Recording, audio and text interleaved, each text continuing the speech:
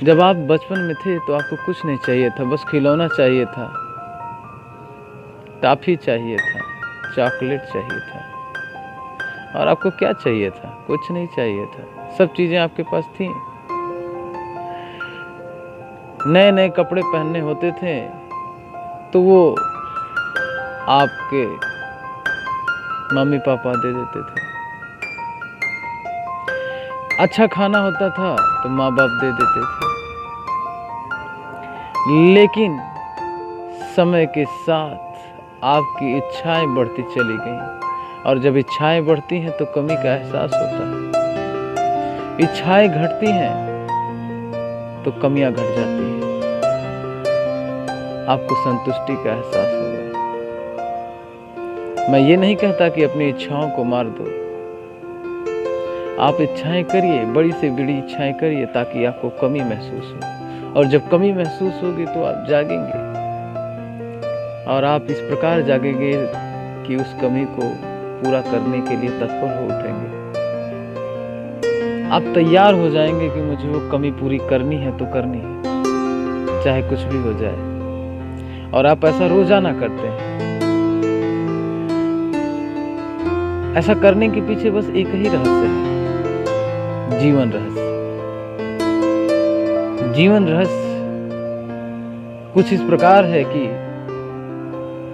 जिस प्रकार गणित है, गिनती 0 से शुरू हुई है और अनगिनत तक चली गई है, वैसे आपके जन्म से ही गिनती शुरू हो जाती है।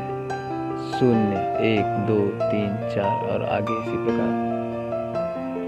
ये समझ लीजिए, एक एक चीजों की सूची तैयार होने लगती है, और वो आप उसे कमी समझ बैठते हैं।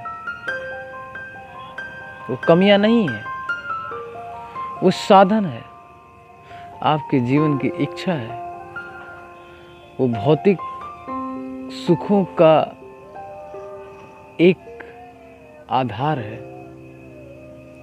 ऐसा आप समझ लीजिए। इंसान जितना ही बूढ़ा होता है उतना ही उसको जीने की ललक जाग उठती है।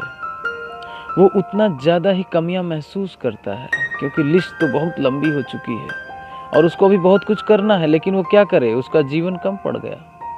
इसीलिए मैंने कहा ना कि जीवन आपका कम है और जीवन यात्रा बहुत लंबी है।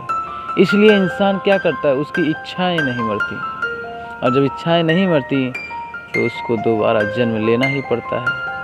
उसकी ऊर्जा इसी संसार में विलीन हो जाती है, और फिर वो ऊर्जा कहीं और इकट्ठा होकर के दोबारा जन्म लेती है। और ये बात मैं पहले ही समझा चुका हूँ कि ऊर्जा का नियम ही है, न तो ऊर्जा पैदा होती है और न ही मरती है, बस एक रूप से दूसरे रूप में बदलती है।